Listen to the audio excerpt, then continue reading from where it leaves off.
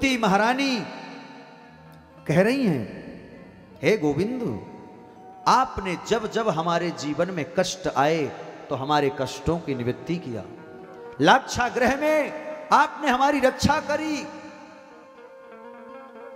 पांडवों के साथ सदैव बने रहे और अपने सामर्थ्य के अनुसार हम आपको कुछ नहीं दे सके। हे प्रभु, चरणों में आकर प्रणाम करने लगी कुंती महारानी। चरण पकड़ लिया। जैसे ही चरण पकड़ा, भगवान ने कहा, हे बुआ, उल्टी गंगा क्यों बहाती हो? भतीजे का चरण क्यों पकड़ रही हो? भतीजे को प्रणाम नमस्कार क्यों कर रही हो? कुंती महारानी ने कहा, बस करो, ये बुआ का पर्दा हमारी आंखों में डाल देते हो बुआ बुआ कह करके ना, बस वहीं से लीला हो गया। हे महाराज, कोई भतीजे नहीं, कोई हम बुआ नहीं, मैं तो उस परम पुरुष परम पिता को प्रणाम करने आई हूं जिसको मैंने अपने आंखों से देखा, मेरी कुल वधू की रक्षा किया जिसने। आज आपने मेरे कुल की रक्षा करी है, मेरे कुल धरोहर की रक्षा करी है। यदि आप आज न होते तो मेरा कुल डूब जाता, आज पांडवों के साथ न होते, आज तो मेरा धर्मराज युधिष्ठिर धर्मराज बनकर गद्दी में न बैठा होता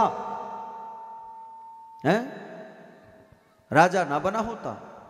और हे प्रभु, जब जब हमारे जीवन में दुख आया तो आप हमारे साथ रहे, और जब हमारे जीवन में सम्राट बन गया मेरा पुत्र और हमारे जीवन में सुखों की अंबार लगने लगे तो आप छोड़ के जा रहे हो। तो इसलिए प्रभु सुनो मेरी बात, आज मैं आपसे कुछ वरदान मांगना चाहती हूं, दोगे? भगवान ने कहा, दूंगा। कुंती महारानी ने कहा, ऐसे नहीं, और बताओ, दोगे? भगवान ने कहा, दूंगा। दोगे? बोले, दूंगा। 3 वचन जब ले लिए कुंती महारानी ने, तो कुंती महारानी ने कहती हैं, पहले तो प्रार्थना किया, नमस्ते पुरुषं त्वाद्वं ईश्वरं प्रकृते परम अलक्षम सर्वभूतानां अंतर्बहि अवस्थितम् माया जवनिका छन्नम मधोच्छजमप्ययम् न लक्षसे मृदुमूढ़ं नटो नाट्यधरो यथा। हे प्रभु, आप हमारे विषधर हो, वंशधर की हमारी रक्षा करी है आपने। आपको मैं कुंती बारंबार प्रणाम करती हूं। अब भतीजे को नहीं बल्कि उस परम पिता पुरुष को, नारायण को मैं बार बार प्रणाम करती हूं जो आपने मेरी वंशधर की रक्षा करी, अन्यथा मेरे वंश की रक्षा करी। हे प्रभु, आप मुझे वरदान दे दो आज। भगवान ने कहा, मांगो बुआ वरदान, मैं दूंगा। तो कुंती ने आज ऐसा वरदान मांगा जो पूरे संसार की कोई स्त्री नहीं मांग सकती। क्या कहती है? दोगे ना? भगवान ने कहा, दे दूंगा बुआ, मांगो। कुंती महारानी कह रही हैं, विपदः सन्तु नः शश्वत् तत्र तत्र जगत गुरो भवतो दर्शनम यत्स्यात् न पुनर्भव दर्शनम। जब तक जीवन है तब तक हमारे जीवन में विपत्ति पर विपत्ति, विपत्ति पर विपत्ति बनी रहे। महाराज, यही वरदान दे दो मुझे, दुख दे दो। क्यों? क्योंकि जब तक विपत्ति थी तब तक आप हमारे साथ थे, और जब हमारे जीवन में सुख आया, वैभव आया, तो आप छोड़ के जा रहे हो। इसलिए मुझे तो केवल और केवल विपत्ति ही चाहिए जिससे मैं आपको पा सकूं, आपका दर्शन रोज कर सकूं। भगवान ने कहा, ए महाराज, ए कुंती बुआ, ये क्या मांग रही हो? बुद्धि बोरा गई है क्या? सारा जीवन मैंने तुम्हारा देखा, विपत्ति पर बीता, और आज जब सुख के दिन आए हैं, सुख के बादल मंडरा रहे हैं, तो तुम विपत्ति मांग रही हो। एक बात बताऊं जी, महाभारत काल में, द्वापर में, जीवन में 2 ही लोग ऐसे थे जिनके जीवन में कभी सुख नहीं आया, एक दिन के लिए भी चैन से नहीं बीता। कौन? एक तो साक्षात कुंती महारानी के जीवन में एक दिन भी सुख चैन से नहीं बीते, और दूसरा साक्षात स्वयं द्वारिकाधीश के जीवन में एक दिन भी चैन से नहीं बीते। प्रेम से बोलो जय श्री कृष्ण। क्या मांग रही हो बुआ? पागल हो गई हो क्या? अरे सुख मांगो और वैभव मांगो, सब देने को तैयार हूं। कुंती ने कहा, सुख के माथे सिल पर जो हरि हृदय से जाए, और बलिहारी वा दुख की जो पल पल नाम जपाए। क्या कह रही हैं कुंती महारानी, आइए जरा श्रवण करें। कुंती महारानी कह रही हैं, हे प्रभु आप तो हमें दुख दे दो, दुख दे दो प्यारे। भगवान ने कहा बुआ कुछ और मांग लो, ये दुख क्यों मांग रही हो? सारा जीवन मैंने तुम्हारा देखा है दुख में ही बीता, एक दिन एक क्षण भी ऐसा नहीं गया जिस दिन तुम्हारे जीवन में दुख न आया हो। और मांग भी रही हो, जब मांगने का अवसर आया, जब अपने लिए कुछ मांगा तो दुख मांगा। तो कुंती महारानी कहती हैं,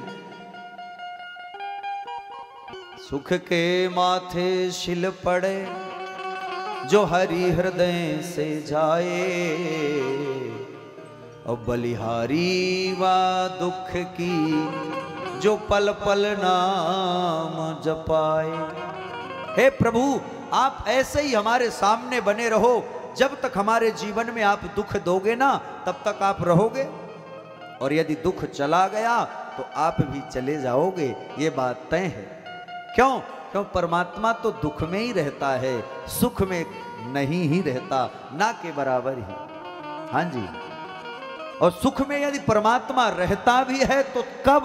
जब आपके जीवन में चकाचक भगवान ने सब कुछ दिया हो, परंतु अंदर का मात्सर्य यानी अभिमान दूर हो गया हो, तब आपके यहां भगवान ठहरते हैं लक्ष्मी जी के सहित। यदि मन में अभिमान है, आपको अपने जीवन में अपने धन का, वैभव का, नाम का, यश का, कीर्ति का अभिमान भरा पड़ा है ना, तो भगवान और डुबा देते हैं। ले पैसा, ले बंगला, ले गाड़ी, ले सब कुछ, लेकिन मुझे याद मत करना। और जब तेरे 60 और 65 और 70 वर्ष बीत जाएंगे तब बताऊंगा। फिर क्या हाल होता है? बहुएं बिटियां वाणी बोले, बुढ़वा मरी न गयो रे, जन्म तेरो बातों ही बीती गयो। सारा जीवन बिता दो और अंत में जब परमात्मा, हम कहते हैं अंत में भगवान का कथा सुनेंगे जब बुढ़ा जाएंगे, तब बूढ़े हो जाएंगे, तब भगवान का नाम लेंगे। अभी तो काम करने का उम्र है, ये कोई पूजा पाठ करने की उम्र थोड़ी ना है, साधु बनने की उम्र थोड़ी ना है। अरे प्यारे, जिस तरह हम अपने जीवन में अन्य अन्य कर्मों में पुरुषार्थ करते हैं कि लगता है अभी शरीर चल रहा है तो पैसे कमा लें, वैसे ही जरूरी है कि शरीर चलते धर्म भी कर लो, कर्म भी कर लो और संस्कार को भी सजा लो। हैं? मलयागिर की सुच सीत सुगंध समीर, पवन फिर चली न चली, और कलिकाल कुठार लिए फिरता, फिर नम्र सी चोट झिली न झिली, और रट ले हरिनाम अरे रसना, फिर अंत समय में हिली न हिली। आखिरी समय में तो हाथ पैर और जीभ भी मना कर देती है राम का नाम लेने से। आप चाहो कि राम का नाम ले लें तो भी जीभ मना कर देगी कि नहीं लेना है। तो इस तरह से कुंती महारानी ने विपत्ति पर विपत्ति मांगी और भगवान ने तथास्तु भी कह दिया, जाओ बुआ क्या करें, अब लेना है तो ले ही लो विपत्ति। है देखो, हमने अभी कुछ देर पहले आपसे कहा मांगना है भगवान से तो भगवान को मांगो, भगवान के मंदिर में जाके पदार्थ और वैभव मत मांगो, भगवान से भगवान को मांग लो तो सब कुछ तुम्हारा है। और यदि 2-4 चीजें मांग लिया तो भगवान बड़े प्रेम से दे देगा, उलझे रहो उसी में, चक्कर काटते रहो। इसलिए